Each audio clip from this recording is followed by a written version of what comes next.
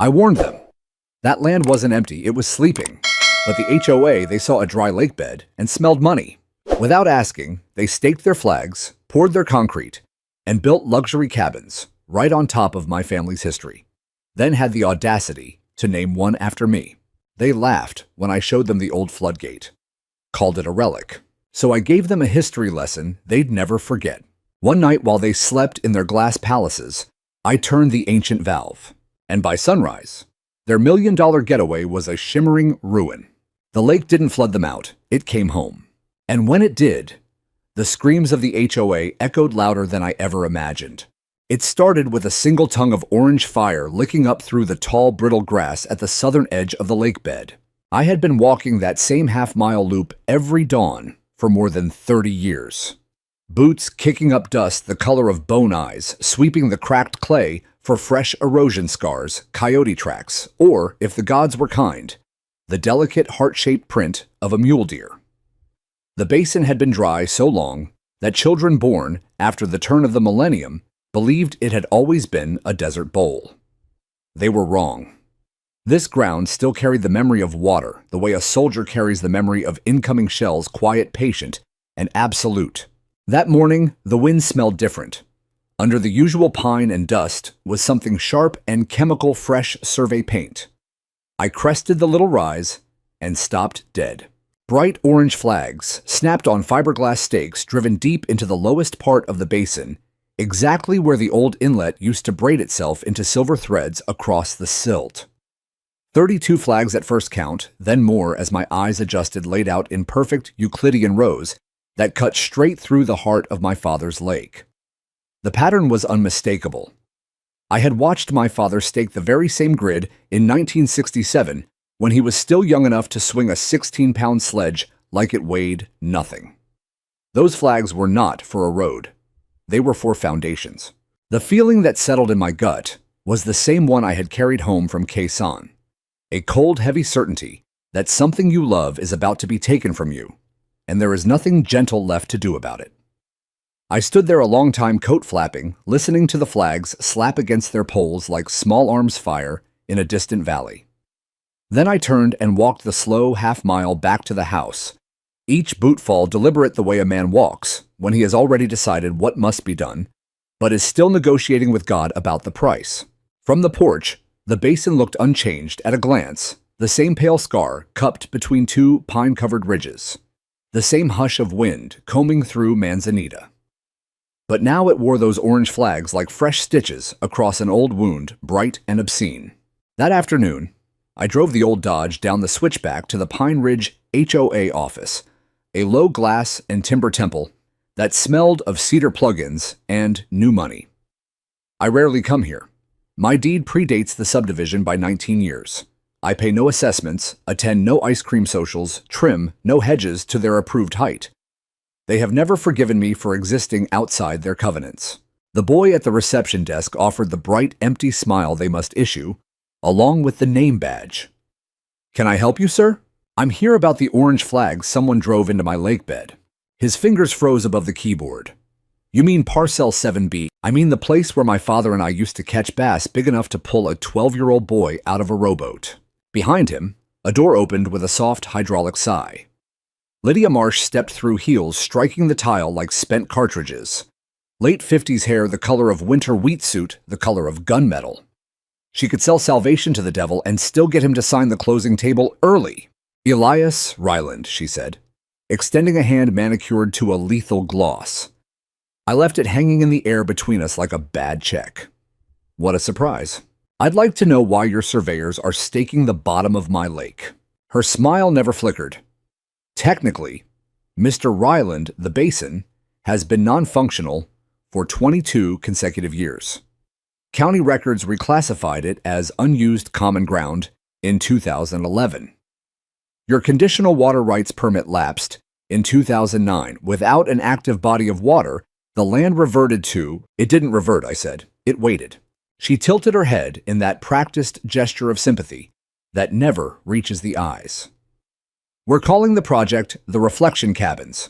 12 luxury short-term rentals. Floor-to-ceiling glass cantilevered decks. Private hot tubs, the whole package.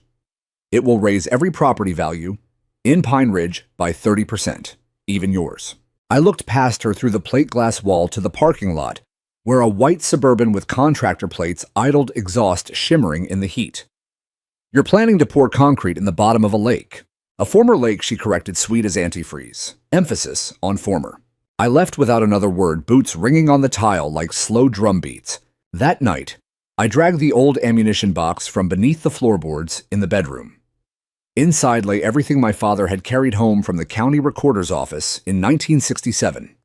The original deed with its red ribbon seal, hand-drawn contour maps in his precise engineer's lettering. The water rights permit still sealed in plastic against damp and time.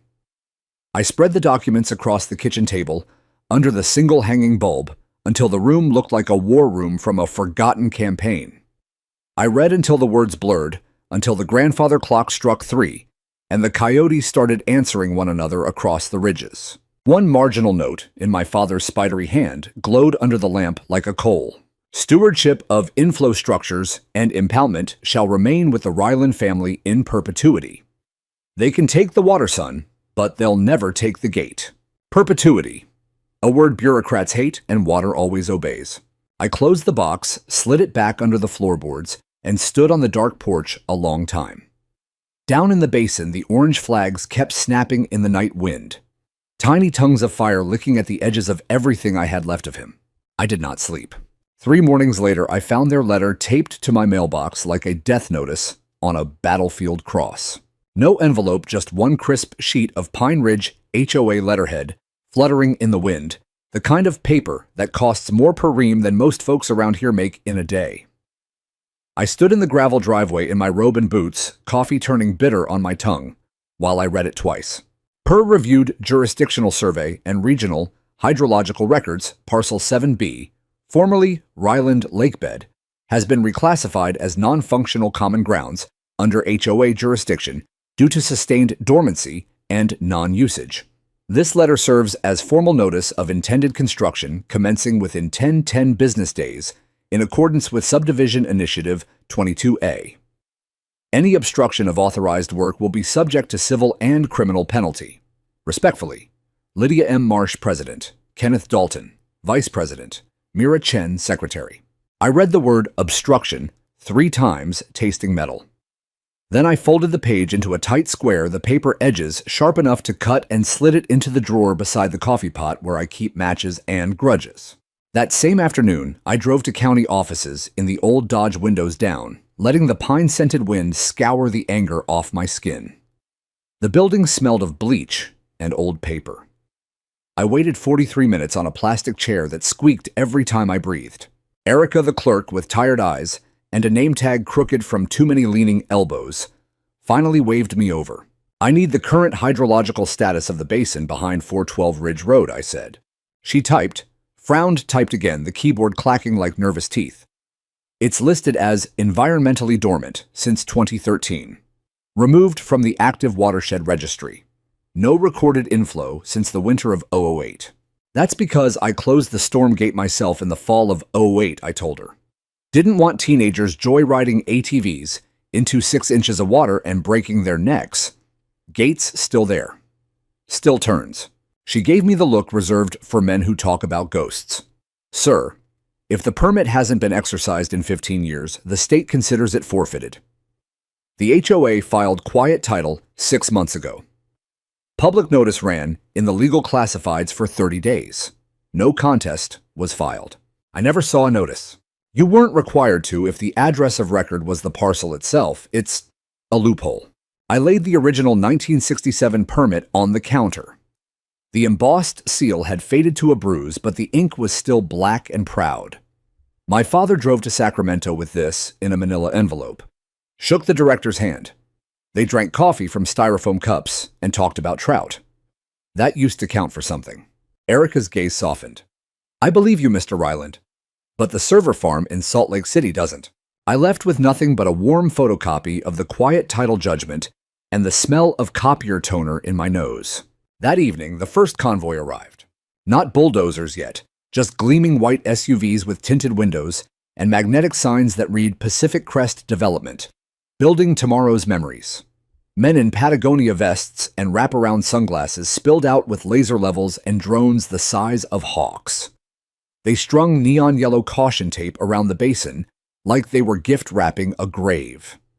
One of them hammered a 4x8 corrugated plastic sign into the ground right where my private road meets the county road. Coming soon. The Reflection Cabins, a quiet luxury getaway for discerning renters, modern comfort, nature-inspired design. Brought to you by Pine Ridge HOA, www.reflectioncabins.com. I stood on the ridge until the sun bled out behind the western ridge, watching them pose for photographs with the sign arms spread wide like conquerors. The wind carried their laughter up the slope light careless, already spending money that still smelled of my father's sweat. One of them pointed toward my house, silhouetted against the sky. Another laughed again. I went inside, poured 2 fingers of rye I didn't drink, and walked out to the barn. The double doors groaned open on hinges I oiled every fall, whether they needed it or not. Inside, the air was thick with cedar shavings and old gasoline. In the far corner, under a tarp gone stiff with dew, lay the Stormgate crank extension rods, nested beside it like the ribs of some iron animal. The blueprint tube stood upright, in the corner read wax seal. Still intact, my father's handwriting visible through the cracked plastic Ryland Stormgate, 1967, do not remove. I pulled the tarp back all the way. Moonlight slanted through the gaps in the siding and painted silver bars across the crank handle. I ran a thumb over the grease I'd packed into the threads last October. Still soft, still ready. Upstream 2 miles through National Forest, no ranger had patrolled since the last government shutdown. The upstream reservoir was already rising. I had hiked up there 10 days earlier with my homemade staff gauge cedar stave marked in my father's chisel cuts and measured 4 feet 2 inches at the spillway lip. Snowpack this year was 180% of normal.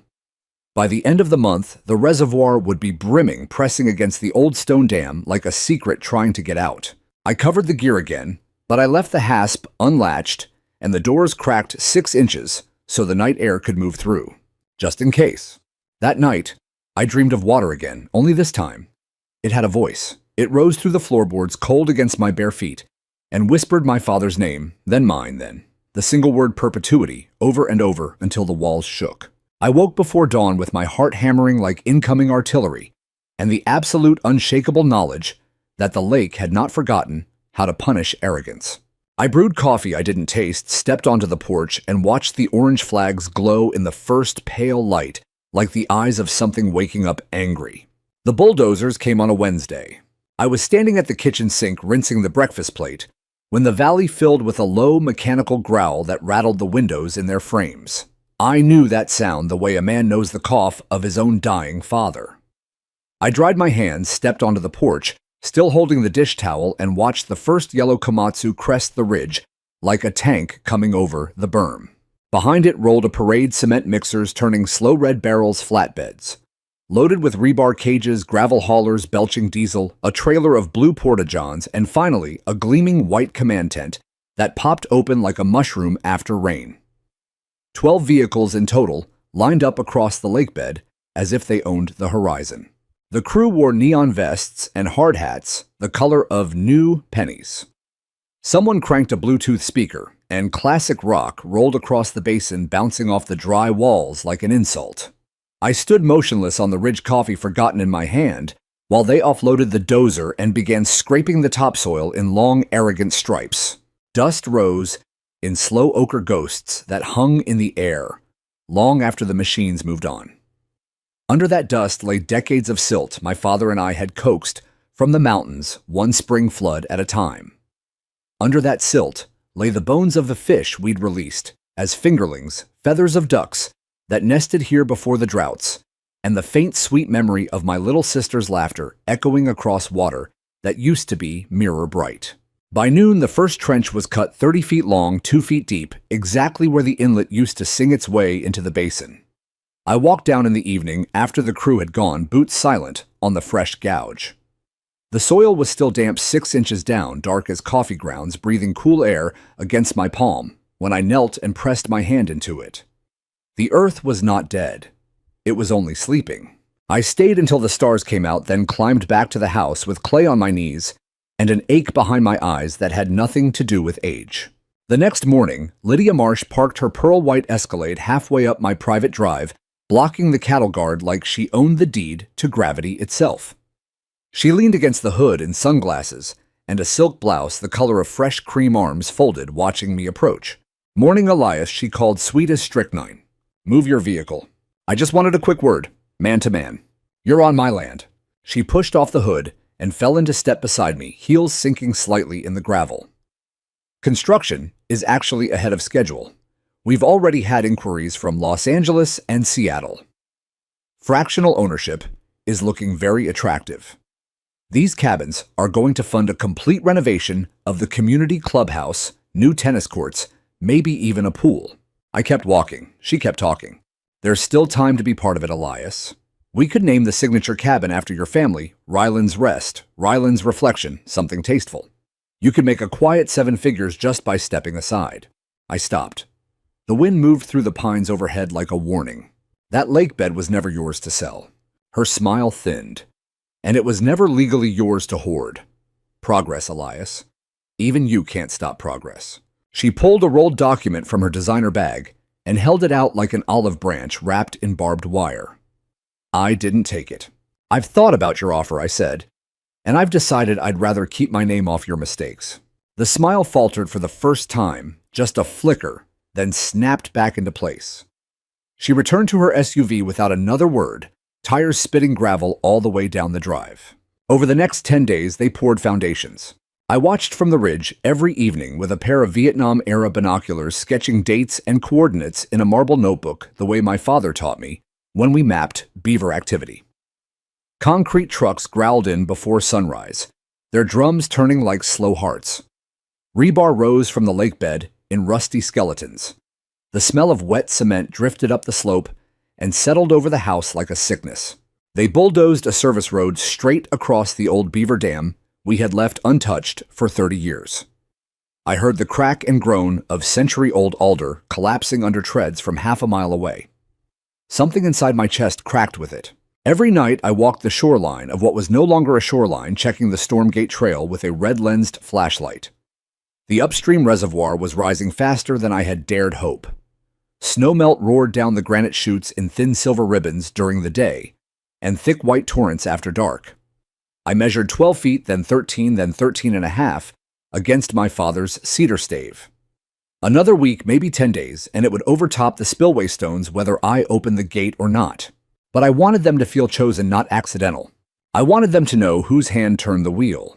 By the end of the 3rd week, the frames of the first 5 cabins stood proud against the sky, sharp A-frame roofs, walls of glass that caught the sunset and threw it back like a dare. Composite decks reached 20 feet out over the basin floor on stilts, driven deep into earth that had once cupped 10 million gallons of water without complaint. Then came the leasing signs, taller than a man, staked in ground where I had buried my dog Scout a decade ago. Now, leasing. Your private escape in nature, starting at $8.79 a night. That night, I carried a bottle of rye and a lantern to the Stormgate. I unwrapped the crank handle, slowly reverently brushing spider silk from the gears. The iron was cold and familiar under my palms. I did not turn it, not yet. But I stood there a long time listening to the upstream reservoir roar in the darkness 2 miles away. A caged ocean begging to be set free. And for the first time in 15 years, I spoke aloud to the night. They think dry means dead, I told the wind and the stars and the sleeping lake. Tomorrow we remind them what memory feels like when it wakes up. The rye stayed unopened. The lantern burned until the coyotes quit singing. And somewhere deep under the Ridgewater answered with a voice older than deeds, older than laws, older than every lie ever told on paper. They named one of the cabins Ryland's Reflection without ever asking permission. I discovered it the afternoon a glossy 4-page brochure slid out of my mailbox, like a venomous snake wearing lipstick. The cover was a lie in high-resolution 5 glass-walled cabins, floating palaces, bathed in photoshopped sunset, surrounded by mirror-still water that had not existed here since my daughter was in diapers. A non-existent loon drifted across the fake lake. Even the sky had been enhanced to a shade of lavender you only see in funeral bouquets. Inside the copy oozed reborn serenity on a pristine, underutilized valley floor. Eco-conscious construction on neutral terrain. Harmony of nature and modern comfort. Neutral terrain. As though this ground had no history, no blood, no memory of my mother hanging laundry on a line that stretched across open water. No echo of my father's laugh when a bass hit his lure so hard it nearly yanked him out of the boat. The worst page was the last. There it was stenciled in tasteful serif font, above a rendering of the largest cabin. Ryland's Reflection. Signature residence. Sleeps 10. Private chef. Option available. My name, my father's name, turned into a $1.0299 per night souvenir. I stood in the driveway so long the brochure trembled in my hand like a wounded bird. A red-tailed hawk circled overhead, screaming once, twice, then banked away as if even the sky couldn't stand to watch. That night, I could not sit still. I paced the house until the floorboards groaned in protest, then carried the brochure out to the barn and pinned it to the wall with a 16-penny nail right at eye level so I would have to look at it every time I checked the crank. They had stolen more than land. They had stolen my grief and were trying to Airbnb it. The next morning I started small, the way you salt a field you intend to burn later. At 3:07 a.m., I walked the subdivision in darkness, thick as wet wool, slipping handmade flyers into every mailbox and under every windshield wipers. Black ink on plain white paper, no graphics, just truth. Real history. Real rights. Real water. Still coming. Ask the HOA why they built on a floodplain they swore was dead. By noon, my phone rang off the hook with neighbors I hadn't spoken to in years, some angry, some curious, one old widow crying because she remembered skating on the lake in 1978. The HOA responded with a cease and desist email before supper signed by a Santa Clara law firm that charged $600 an hour to type threats. I printed the email and pinned it next to the brochure. 2 days later, I filed a public records request for every penny the HOA had spent on the reflection cabins. They fought it, of course, but the county clerk, Don, the same man who'd watched me grow up, slid a fat folder across the counter with a wink that said, "Some rules are still bendable." Inside subcontractor bids, transfer documents, and the smoking gun, a line item dated 7 months earlier. Land acquisition, parcel 7B. Quiet title procedure. $14,200 legal fees. They had taken my lakebed with a courthouse trick and a newspaper ad no one reads. That afternoon, I drove straight-piped the old Dodge to the county recorder's office. Don met me in the hallway, smelling of coffee and righteous indignation. "They never served you personal notice," he muttered, pulling the file. "They claimed diligent search and published in the legal ads. Dirty, but technically legal. Can it be undone? Only if you can prove fraud or get this reassert beneficial use in a manner so dramatic the court can't ignore it." He looked at me over his glasses, something like, I don't know, making the lake reappear overnight. We stared at each other across 40 years of shared history. Thought never crossed my mind, I lied. He grinned like a man watching justice sharpen its own knife. That evening, I hiked up to the upstream reservoir under a moon so bright it turned the forest silver. The water had reached 14 feet 2 inches, lapping at the top row of mossy stones my father and I stacked the summer I was 15. The overflow trench gurgled like a throat clearing itself for speech. I stood on the dam until my boots went numb listening to a million gallons of snowmelt argue with gravity. I did not open the gate, but I peeled the tarp all the way off and left it folded on a stump like a surrender flag no one would ever claim. The following Thursday, they held the ribbon cutting. I watched the live stream from my kitchen on a cracked iPad I only use for weather radar. Lydia stood in front of Ryland's Reflection, in a white linen dress, hair perfect, smiling into the camera like she'd invented sunrise itself. This development, she declared, is proof that when we let go of the past, we make room for a brighter future. Applause. Champagne flutes. A travel influencer with 2 million followers took a selfie with the sign that carried my name. I closed the iPad, walked to the barn, and lifted the crank handle for the first time in 15 years. The iron was cold enough to burn. I carried it to the truck, laid it on the passenger seat like a sleeping child, and covered it with my father's old oilskin coat. Then I drove up the switchback to the reservoir again. The moon was gone. The forest was black and breathing. I worked by red flashlight, checking every bolt, every seal, every gear tooth. The crank slid home with a soft, hungry click. I did not turn it, but I left the ratchet engaged, one click from freedom. On the hike down, I passed the false danger sinkhole fence I'd built years ago to keep teenagers away. The brush had grown thick, but the path was still there, a secret trail only 2 living men knew existed. One of them was dead. The other was me. I stood at the gate long after midnight, listening to the water roar behind the iron like a congregation waiting for the preacher to say amen. I spoke aloud, voice hoarse from disuse. They used my name, Dad. They put it on a plaque like it was theirs to sell. The water answered with a low, continuous growl, the sound a sleeping bear makes when it dreams of honey and revenge. I reached out and laid my palm flat against the cold metal wheel. Not yet, but soon. And when it came, it would not knock. It would remember. I wore my marine dress blues to City Hall the first time in 39 years. The jacket still fit, though the brass had gone green at the edges, and the left sleeve carried a faint scar from shrapnel that never quite healed right. I polished the shoes until I could see my own eyes in them, old, tired, but steady. I pinned every ribbon back in place, including the one I never talk about. When you walk into a building full of people who have already decided you're irrelevant, a uniform buys you 5 extra seconds of silence. 5 seconds is sometimes all a man needs to shove the truth down their throats. The city planner's office smelled of burnt coffee and cheap carpet cleaner. Braden Voss was 33, wore a beard trimmed with a laser, and shook my hand like he was afraid the metals might be contagious. I reviewed the package you emailed. He began, tablet glowing between us. Legacy water rights, grandfathered infrastructure, quiet title dispute. Frankly, Mr. Ryland, it's complicated. It's not complicated, I said. They built luxury toilets on a lake bottom. I still own the faucet. He winced. The flood zone maps haven't been updated since 2008. At the time we issued permits, satellite imagery showed bone-dry ground. No red flags.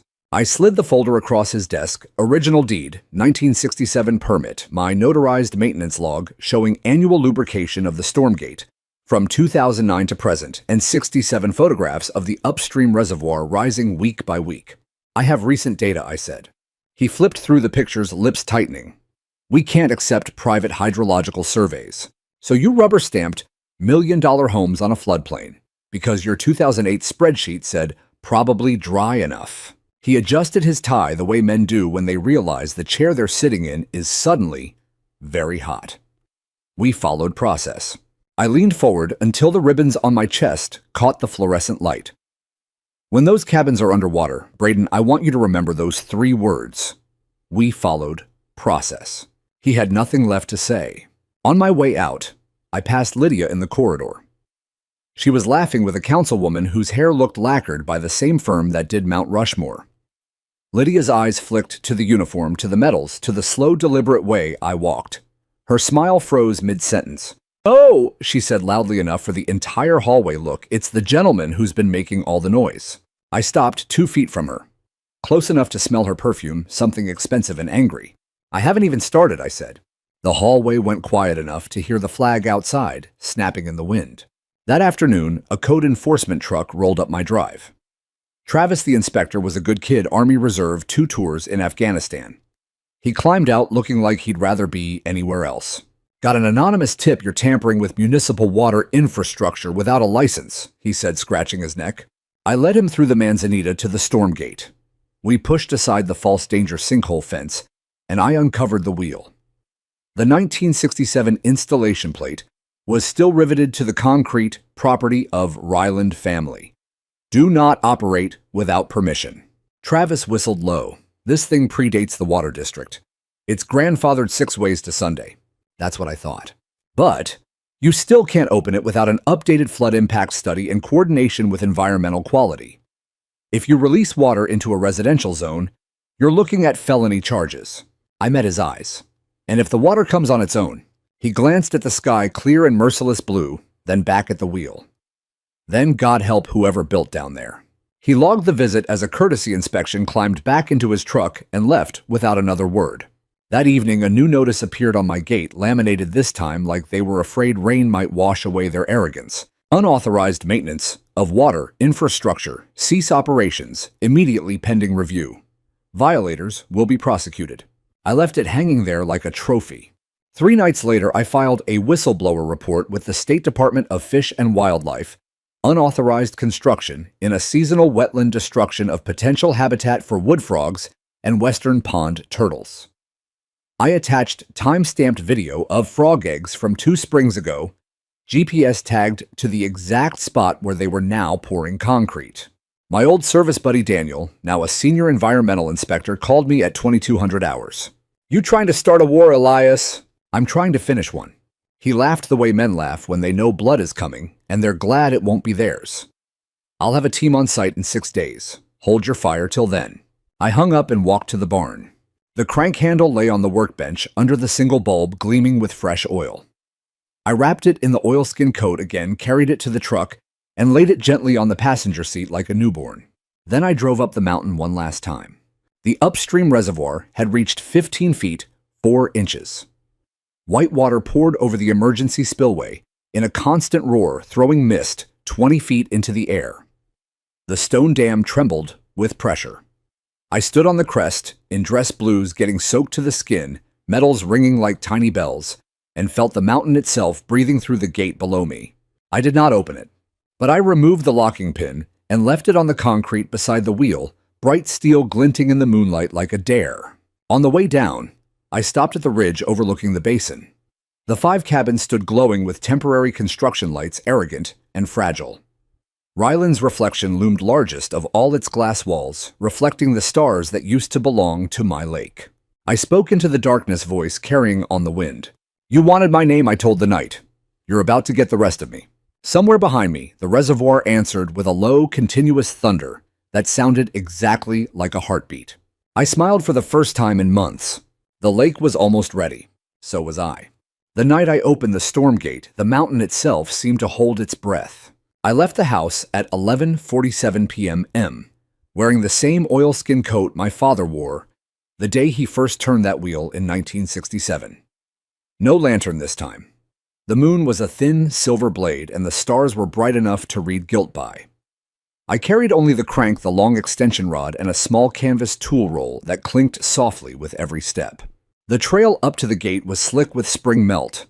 Pine needles stuck to my boots like accusations. Halfway there, I passed the false danger sinkhole fence I had built 20 years ago to keep teenagers away. The brush had grown so thick it took both hands to push through. I left the gate hanging open behind me like a mouth that would never close again. The storm gate itself crouched in a notch of granite, half buried under moss and decades of deadfall. I knelt, brushed away a winter's worth of duff, and uncovered the iron wheel. It was cold enough to burn skin. The grease I had packed in every fall was still soft. The gears gleamed black in the moonlight. I did not pray. I did not hesitate. I simply slid the extension rod home, locked the ratchet, planted my boots against the concrete footing the way my father taught me when I was 14, and heaved. The wheel fought me 15 years of rust and silence, screaming all at once. I put my full weight into its shoulder against the spoke breath exploding in white clouds. Once, twice. On the third pull, something inside the mountain gave a low, mournful groan, and the wheel turned a full quarter revolution with a sound like a cathedral door opening after 1,000 years of war. A hiss rose from the throat of the trench, then a cough, then a roar. Water burst through the gate in a solid silver blade, slamming into the downstream channel with a concussion that knocked me back a step backward. The ground vibrated under my boots. Mist exploded upward, cold and sweet-smelling of snowfields and granite, and every spring I had ever lived through. I gave it 3 more full turns, just as the old blueprint demanded for 85% flow, then locked the ratchet and stepped away. The roar became a continuous thunder that swallowed every other sound on the mountain. I stood there long enough to feel the mist soak through my coat, long enough to watch the first white curl of water disappear around the bend toward the basin. Then I followed it. The trail down had become a river. I walked beside the newborn torrent boots, splashing heart-hammering in perfect rhythm with the water. Moonlight painted the forest silver and black. Every rock I passed glistened like it had been waiting its whole life for this moment. The air smelled of mud and electricity and something ancient waking up. When I reached the ridge overlooking the basin, I stopped. The lake was coming home. It poured into the low gut of the valley in a wide, shining sheet moonlight, skating across its surface like a million knives. The sound was indescribable, part avalanche, part him. Fog rose in slow spirals as cold snowmelt met warmer ground, curling around the cabins like the breath of something long buried, finally exhaling. The 5 cabins stood on their stilts, lights still burning from motion sensors, looking suddenly small and ridiculous. Their glass walls reflected the moon and the rushing water, and for just a moment, my silhouette standing on the ridge above them. I did not smile yet. I simply watched the water rise. It reached the gravel parking pads, first turning tire ruts into brown rivers. Then it kissed the base of the stilts, soaking into untreated wood with a soft, hungry hiss. Deck boards began to float upward, like piano keys played by invisible hands. One of the decorative lanterns tore loose and bobbed away, still glowing underwater, a tiny drowned star. I stood there until the water lapped at the first step of Ryland's reflection, until the mist thickened and the frogs, real frogs, not the paid actors in their brochure, began to sing in a chorus that shook the night itself. Only then did I allow myself one slow breath. The lake had remembered its shape perfectly, and it was still growing. I walked the long way home along the new shoreline boots, squelching coat heavy with water. Somewhere behind me, a junction box sparked and died with a pathetic pop. The smell of burnt plastic drifting on the wind. I did not look back. Inside the house, I peeled off the soaked oilskin, hung it on the peg by the door where my father's had hung for 40 years, and poured 2 fingers of rye into the same glass he used the night we closed the gate for the first time in 2008. I raised it toward the dark window and the shining valley beyond. To memory, I said. The water answered with a low, satisfied rumble that rattled the coffee cups in the cupboard. I drank it in one swallow, set the glass in the sink, and finally went to bed. I did not sleep. How could I? I had just set a river in motion that had waited 15 years to speak my name. I was still awake at 3:11 a.m. when the first human scream cut through the mist. It came from the basin, thin and sharp, the sound a man makes when he steps outside in slippers and finds an ocean where his driveway used to be. Another voice joined it, then another, until the whole valley echoed with disbelief, panic, and the unmistakable splash of expensive shoes filling with snowmelt. I pulled on dry clothes, took the red-lensed flashlight, and walked down the ridge. The moon had set, but the new lake glowed with its own pale light, phosphorescent from stirred silt and star-reflected sky. Fog drifted in slow ghosts across the surface. The air smelled of mud pine and the sharp tang of shorted electricity. The 5 cabins stood like stunned herons in the flood. Their motion lights flickered on and off as water rocked the sensors. Decks had already lifted free in places. Composite boards floated like pale rafts, knocking gently against glass walls. One hot tub, still bubbling from its timer, had torn loose and drifted 20 yards, trailing its power cord like an umbilical. I moved along the new shoreline in silence, boots silent on wet clay.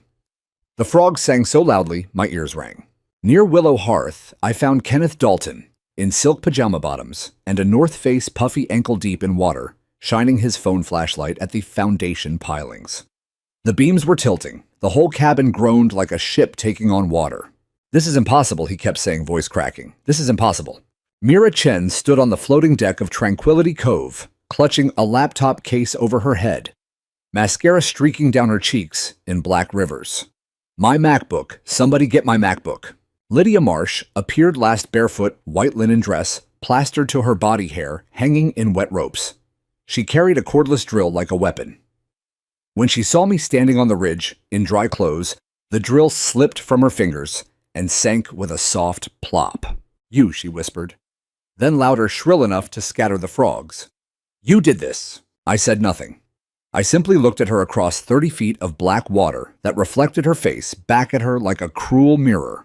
She waded toward me until the water reached her thighs, shivering violently. "This is criminal. This is terrorism. I'll have you in federal prison." Behind her, Ryland's reflection gave a deep, exhausted sigh. One corner piling snapped with a sound like a gunshot. The entire cabin lurched sideways, glass walls, spider webbing in slow motion. A decorative cedar plaque bearing my name tore loose and floated past Lydia's knees. She stared at it as if it had bitten her. I finally spoke, voice calm, carrying easily over the water. "You wanted my name on your brochure. Now you've got it on the water itself." Kenneth splashed over, face purple. "Turn it off, whatever you did. Turn it off right now." I tilted my head toward the darkness upstream, where the roar of the storm gate still thundered like continuous artillery. "It's not a faucet anymore," I said. "It's a river remembering where it lives." Mira started crying in earnest, great gulping sobs that echoed by the loons that had already returned to claim their old nesting grounds. Lydia took another step. The water reached her waist now. The current tugged at her like it knew her. "You'll pay for every dime," she hissed. "Insurance lawsuits, criminal charges." I crouched, picked up a flat stone from the new shoreline, and skipped it across the lake. It danced 4 times before vanishing. "Tell your insurance agent the truth," I said. "Tell them you built on a lakebed that never actually stopped being a lake. Tell them the owner simply reminded it who it belonged to." A loud crack split the night. Willow Hearth listed hard to port. The entire deck tore free and floated away like a life raft, carrying 2 Adirondack chairs and a propane fire pit still cheerfully burning blue. Kenneth screamed something incoherent and lunged after it, slipped, went under, came up sputtering and cursing. Lydia stood frozen water to her chest, staring at the slow-motion destruction of everything she had stolen. I turned to leave. Behind me, her voice cracked, no longer presidential, just a woman, suddenly very small and very wet. "Elias, please." I paused at the ridge line. "Please what, Lydia?" She couldn't answer. The current pulled at her dress. She stumbled, arms windmilling. Kenneth grabbed her elbow just before she went under. I looked at them one last time, 3 architects of arrogance, now standing knee-deep in the consequences they swore didn't exist. Then I walked away. Halfway up the trail, I met the first flashlight beams of the county emergency crew. They stopped when they saw me soaked to the skin, but dry-eyed dress blues hidden under the oilskin. One of them, a young deputy I didn't recognize, shone his light in my face. "Sir, are you the people down there in immediate danger?" I listened to the water, to the frogs, to the slow, patient heartbeat of the mountain. "No," I said. "They're exactly where they chose to be." He stared past me at the glowing lake and the tilting cabins. "Jesus," he whispered. I kept walking. At the house, I hung the oilskin on its peg, poured another finger of rye, and stepped onto the porch. By 4:30 a.m., the water had climbed another 8 inches. Ryland's reflection now floated free of its pilings, tethered only by its power cable, turning slowly in the current like a lazy compass needle trying to find true north. I raised the glass to it. "Welcome home," I told the lake. The lake answered with a sound I hadn't heard in 15 years, the deep, resonant slap of waves against the old shoreline rocks, the same lullaby that put me to sleep every summer night of my childhood. I drank. And for the first time since my father died, I slept 3 hours of perfect, dreamless rest, while outside the valley filled with water and memory, and the slow, inexorable music of justice. When I woke at dawn, the sun was rising over a lake that looked exactly as it had the day my father died. Only now it carried 5 expensive mistakes, gently in its arms, rocking them the way a mother rocks a child who has finally learned not to bite. I brewed coffee, stepped onto the porch, and smiled at the new day. The frogs were still singing. So was I. 6:04 a.m. The sun crested the eastern ridge and turned the new lake into hammered gold. My phone on the kitchen table had been vibrating itself toward the edge for 20 minutes. I let it fall. I was on the porch, black coffee steaming in my hand, watching the valley breathe again. The water had risen another 18 inches overnight. It lay mirror flat and merciless, so beautiful, it looked as though the sky had simply dropped down to live among us. The 5 cabins were now shipwrecks, frozen in time. Ryland's reflection listed hard to starboard glass walls, starred into glittering spiderwebs, the cedar plaque bearing my name floating past like a tombstone that had lost its grave. Willow Hearth had broken its back. The roof floated upside-down propane fire pit, still hissing blue flames underwater. The other 3 swayed on their stilts, groaning in slow agony, decks torn loose and drifting like pale islands of luxury debris. Down on the new shoreline, a frantic command post had sprung up overnight, 3 white pop-up tents, 2 county sheriff SUVs with light bars strobing a fire rescue rig, and a cluster of engineers in orange vests pounding red survey stakes into the mud. A news drone buzzed overhead, camera lens glinting like the eye of an angry god. Lydia Marsh stood in the middle of it all, hair plastered to her skull, once white silk robe, now gray, and clinging barefoot and shivering, yet still trying to sound presidential. "This is vandalism. This is eco-terrorism. I want that man arrested immediately." The tall, bearded emergency response captain held up a gloved hand the size of a dinner plate. "Ma'am, right now we're trying to determine if this qualifies as an act of God. So far, we've got zero physical evidence of human involvement." Lydia stabbed a trembling finger uphill toward my porch. "He's standing right there drinking coffee." Every head swiveled. 30 pairs of eyes found me in the morning light. I raised my mug in a slow, courteous salute, the way a man toasts old friends he hasn't seen in years. 7:12 a.m., a dusty Crown Victoria rolled up my drive and parked nose to nose with the old Dodge. Detective Lena Marsh, no relation, thank the Lord, climbed out. Mid-40s, sharp cheekbones badge clipped to her belt like it was an afterthought. She didn't bother with the siren, just walked up the steps with the easy stride of someone who has seen every kind of trouble and is no longer impressed. "Morning, Mr. Ryland." "Detective, mind if we talk?" I held the door open. She stepped inside boots, leaving perfect wet prints on the pine floor. Coffee smelled strong in the small kitchen. She declined a cup, but didn't sit at the table, notebook open, pen ready. "We've got 5 partially submerged structures, $2 million in reported damages, and a whole lot of very wet, very angry people who all point at you. Care to tell me what happened?" I leaned against the counter, arms folded. "Nature happened," I said. "Snow melted. Gravity took over. The lake came home." She gave a short, humorless laugh. "Funny thing. County legacy maps show an undocumented storm gate 2 miles north of here, built 1967, never decommissioned. My people found it wide open at 5:17 this morning. No prints on the wheel, no tire tracks, nothing. Just a big iron valve cranked to 85% and a locking pin laid neatly on the concrete like somebody was raised right." I said nothing.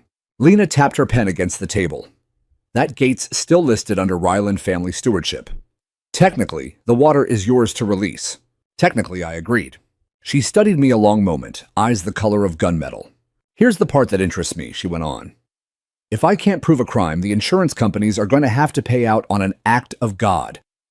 And the HOA's lawyers are going to scream bloody murder when they realize their quiet title claim just sank under 6 feet of very real water." I sipped my coffee. She closed the notebook. "Off the record, my granddad used to fish this lake with your dad. Said it was the quietest water in the county. Shame what they tried to do to it." "It was a shame," I said, "but the lake's healing now." Lena stood, tucked the notebook away. At the door, she paused. "If anything else happens, if anyone gets hurt, this conversation turns official real fast. Clear. Crystal." She nodded once, walked back to her car, and left without another word. 8:47 a.m. The first television truck arrived, satellite mast rising like a periscope. By 9, the sky was thick with drones. Someone launched a kayak to get beauty shots of the floating wreckage. The current spun him in lazy circles while he swore on live television. The headline ticker crawled across every regional channel. "Mystery flood swallows luxury HOA development overnight." They kept using the word mystery. I almost felt sorry for them. Almost. 10:30 a.m. A procession of official vehicles began climbing my drive, county engineer state, environmental inspector, 2 adjusters in rental sedans, and finally, a very pale Braden Voss, the city planner who had told me we followed process. They gathered on my porch like repentant sinners. The engineer spoke first. "Mr. Ryland, the basin has reclassified itself as an active seasonal wetland in real time. We're reading flow rates consistent with historic spring pulse events." Braden couldn't meet my eyes. "Permits are suspended pending full review. All construction is halted." I nodded, calm as Sunday morning. One of the adjusters cleared his throat. "Sir, if you could provide any documentation regarding the storm gate's operational status." I handed him a manila folder, thick as a Bible, maintenance logs, photographs, the original 1967 permit, and a fresh affidavit, sworn that morning. He opened it, blanched, and passed it down the line like it was on fire. When they left, Braden lingered. "I didn't know," he whispered. "Now you do," I said. He walked back to his Prius, looking 10 years older. Noon brought the letter carriers certified mail from 3 separate law firms, each thicker than the last, demanding millions in damages, threatening injunctions, promising prison. I carried the stack to the fireplace, struck a match, and watched the flames eat their threats 1 page at a time. The smoke smelled of victory and fresh pine. By late afternoon, the viral video hit. 2 million views drone footage of Ryland's reflection, slowly rotating in the current, my name carved in cedars. drifting past the camera like a signature on a masterpiece. Comments poured in. That old man is a legend. HOA picked the wrong grandpa. Water remembers. I closed the laptop and stepped back outside. The lake had found its old contours perfectly. Dragonflies skimmed the surface. A pair of mallards paddled past the sunken hot tub like it had always been their nesting island. Reeds were already pushing green spears through the mud where gravel roads used to be. I walked the new shoreline until sunset boots squishing Heartlight. Near the old inlet, I found the flat skipping stone I'd thrown the night before. I picked it up, turned it over in my palm, and smiled. Every ripple still remembered where it started, and now the whole world did too. The rain came on the third day, soft, steady, patient, the kind that soaks into the bones of the earth and refuses to be argued with. I sat on the porch in my father's old rocker, coffee long gone cold, watching silver curtains drift across the new lake. The surface had turned gunmetal under the low sky, but it was alive. Every raindrop struck a perfect circle that widened, touched another, widened again until the whole valley rippled like the skin of something vast, remembering how to breathe. Below, the command post had shrunk to a single soggy tent and two miserable deputies in yellow slickers. The news trucks were gone. The story had moved on to wildfires and politics. Only the cabins remained half-drowned monuments to hubris rocking gently whenever the wind pushed. Ryland's reflection had finally surrendered sometime after midnight. I heard the death groan from my bedroom, a long, exhausted sigh, as the last intact piling snapped. By dawn, it lay on its side like a beached glass whale roof stove in the fake loft bedroom, now open to the sky.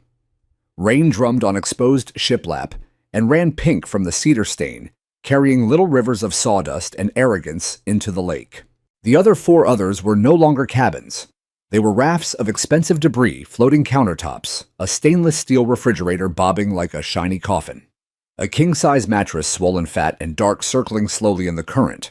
I watched it all without triumph, only the deep, quiet satisfaction of a man who has returned something stolen to its rightful owner.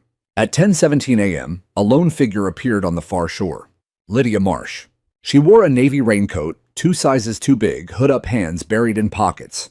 She stood at the water's edge a long time, perfectly still, staring at the wreckage that had once been her legacy. Then she started walking the shoreline toward my side, slow, deliberate steps, water lapping at her boots. When she reached the point closest to my porch, perhaps 60 yards away, she stopped.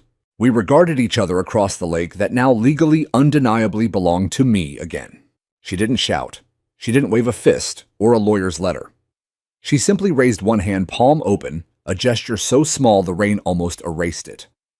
I wasn't sure if it was greeting surrender or plea. I lifted my coffee mug in return. After a minute, she turned and walked back the way she had come, shoulders hunched against the rain and something heavier. I never saw her on the shoreline again. That afternoon, the county clerk's runner delivered the thickest envelope yet. I carried it inside, slid it open with my father's old case knife, and read standing at the kitchen window so the lake could read along. Official notice, quiet title action, parcel 7B, vacated and declared null and void. Reason, fraudulent omission of material fact, existence of active upstream impoundment, and grandfathered Stormgate infrastructure and reestablishment of beneficial use by original steward. In plain English, the land was mine again. Fully. Finally. Forever. I laughed out loud, a short bark that startled the raven perched on the porch rail. The sound felt foreign in my throat. I couldn't remember the last time it had been there. I carried the papers outside, laid them on the railing, and let the rain fall on them until the ink began to blur. Then I folded the wet pages once and slipped them into the kindling box beside the wood stove. Some victories are best kept close to the fire. The next morning brought a different kind of visitor. A boy on a red bicycle skidded to a stop at my mailbox, maybe 10 years old, freckles, missing front tooth. Eyes wide as the new lake itself. He stared past me, mouth open. "Mister, is the lake real?"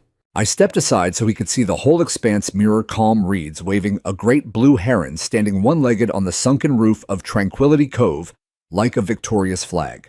"Very real," I said. He swallowed. "My dad says it just came back. Like magic." I knelt so we were eye-level, rain dripping from both our hats. "No magic," I told him. "Just someone who remembered its name and spoke it out loud." He considered this solemn as a judge. "Can I fish here someday?" I smiled, the expression feeling new on my face. Anytime you want, son. Bring your dad. Bring worms. Bring manners. The lake likes manners. He grinned so wide the missing tooth became a window to joy, then pedaled off down the road shouting the news to the empty air. Word spread faster than the flood had. By the end of the week, the shore was dotted with quiet pilgrims, old men who had fished here in the 70s, mothers pushing strollers, just to show their children what water looked like when it was allowed to be itself, teenagers sneaking beers and skipping rocks off floating deckboards. No one littered. No one shouted. They came, they looked, some cried, and they left the place cleaner than they found it. The state sent biologists in chest waders who netted wood frog tadpoles the size of fingernails and cheered like they'd discovered penicillin. An osprey pair rebuilt their nest on the highest broken piling of Ryland's Reflection. Within days, the sky was ruled again by wings instead of drones. Insurance adjusters came and went, finding no criminal fingerprints. Only an act of God wearing my boots, paid out in full, and vanished. The HOA dissolved its Reflection Cabins Committee. Rumor said Lydia had resigned, sold her house, and moved to Arizona, where the ground stays conveniently dead. I never asked. Some ghosts are best left unburied. One evening in early June, I carried my father's cedar rocking chair down to the water's edge and set it where the old dock used to be. The lake came right up to the rockers. I sat until sunset, skipping stones, listening to the new chorus of frogs and the soft slap of wavelets against the legs of the chair. A lone canoe drifted past, paddled by a young couple. They raised their hands in shy greeting. I raised mine back. They glided on, whispering, pointing at the heron, the osprey, the dragonflies stitching silver threads across the water. When the stars came out, I spoke their old places above the lake. I finally said the words I had carried for 15 years. I kept the gate, Dad. I kept the promise. The water answered with a long, contented sigh that sounded exactly like his laugh. I closed my eyes and let the lake rock me the way it had when I was a boy, afraid of the dark. Everything was exactly where it belonged. The land had its name back. The water had its voice back. And I had my father back in every ripple, every reed, every breath the valley took. They had tried to bury us under concrete and quiet titles and pretty lies. But water is patient. Water remembers. And on the night it chose to speak my name again, the whole world finally shut up and listened. Years have passed, but the lake never left again. It settled into its old skin like a man returning to a house he built with his own hands, every contour perfect, every depth exactly as memory demanded. Spring brings snowmelt that raises the surface 6, sometimes 8 feet. Summer shrinks it back to reveal rings of dark, fertile mud where willow shoots race skyward. Autumn paints the ridges gold, and the water mirrors fire. Winter locks the valley in silence, and glass and the ice sings when the temperature drops. I am older now. The hair that was iron is snow. The hands that once turned a rusted Stormgate wheel are spotted and slow. But every morning I walk the shore the way I walked it, the day the first dawn after the flood boots, squishing in mud that still smells of pine and possibility. Children fish from the bank with cane poles and red and white bobbers. Their parents nod when they pass my porch, respectful, a little awed the way people nod at living history.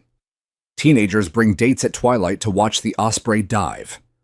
Old men in canvas hats tell the story to anyone who will listen, and the story grows kinder with each telling the stubborn Marine who opened a gate and brought a lake back to life with nothing but memory and a crank handle. The cabins are gone. Not demolished, gone. Nature finished the job the water started. By the second spring, the last glass wall collapsed inward with a sigh you could hear across the valley. Beavers moved in, built a lodge from the expensive cedar siding, raised 3 generations of kits on the very spot where Lydia Marsh once planned champagne toasts. Otters used the floating refrigerator as a slide. Turtles sunned themselves on the upside-down roof of Ryland's Reflection, the cedar plaque long since carried downstream and buried in silt like a coin in a pharaoh's tomb. The state put up a small bronze marker where the old inlet used to sing loudest. Ryland Lake, restored to 2025 by act of stewardship, water remembers. I didn't ask for the plaque. I would have stopped them if I'd known in time. But I let it stay. Some truths deserve to be written in metal. I still keep the Stormgate oiled. Every October, I hike the trail with a can of marine grease and a rag, clear the leaves from the trench, turn the wheel a 1/4 inch back and forth just to keep the threads honest. The upstream reservoir is smaller now. The county built a proper spillway after the flood, modern concrete and gauges and warning sirens. They asked my permission first. I gave it. Progress and memory can share the same mountain if both sides mind their manners, but the old gate remains mine. The county inspector signs the logbook, stamps it grandfathered, and leaves a six-pack of Coors on the concrete as quiet thanks. I drink one, pour one out for my father, and carry the rest home. Some nights when the moon is full and the wind is still, I sit on the porch and listen. The lake talks the way it always did, soft slap of wavelets against stone. The low croak of bullfrogs, the sudden splash of a bass hitting a mayfly, the far-off mournful call of a loon that nested here the first summer after the return and never left. If I close my eyes, I can hear my father's voice beneath it, all the same calm baritone that told me when I was 8 years old, "Take care of the water, son, and water will take care of you." He was right. It took care of the lies. It took care of the greed. It took care of me. I never married again after my wife passed. Never felt the need. The lake became my companion, patient, forgiving, fierce when necessary. It asks nothing but respect, and it gives everything in return. People still come. Not many, but enough. They park at the pull-off walk, the quarter-mile trail, stand at the water's edge in silence. Some leave flowers. Some leave handwritten notes tucked under rocks. One spring, a veterans group showed up in dress blues, formed two lines, and saluted the lake for a full minute. I watched from the porch with tears running into my beard and never felt more understood in my life. Last week, a little girl, maybe 7 red braids and missing both front teeth, marched right up the porch steps and handed me a crayoned drawing, a blue lake, a stick figure man in a hat, and the words, "Thank you for the water," in purple block letters. I pinned it above the kitchen window where the morning light hits it first. I still have the crank handle. It hangs on pegs inside the barn, wrapped in oilcloth, gleaming. I take it down once a year on the anniversary of the night I turned it, run a rag along the iron, and remember how heavy 15 years of waiting felt in my hands. Then I hang it back up. The gate no longer needs opening. The lake has its own voice now. But I keep the crank the way soldiers keep a sidearm long after the war is over, because some tools are also promises. Tonight the sky is clear, the Milky Way, a bright river overhead. I sit on the dock I built from the last salvageable timbers of the old cabins. Cedar still smells sweet after all these years, feet dangling in water that is cool and alive, and mine. A meteor streaks across the stars and vanishes. I raise my glass, just water tonight, and speak to the darkness the way I have every year since the lake returned. To the ones who tried to bury us, to the ones who forgot, and to the water that never did. The lake answers with a soft, contented sigh that wraps around my heart like my father's hand on my shoulder the day he taught me how to turn that wheel. I close my eyes. The frogs sing. The osprey cries once from its nest. And somewhere deep beneath the quiet surface, 15 years of silence, finally perfectly forgiven, the lake rocks me to sleep the way it rocked me when I was a boy who still believed the world was fair. It isn't fair. But sometimes when a man keeps a promise long enough, fiercely and alone, the world bends just enough to let justice slip through. The water remembers. So do I. And that has made all the difference.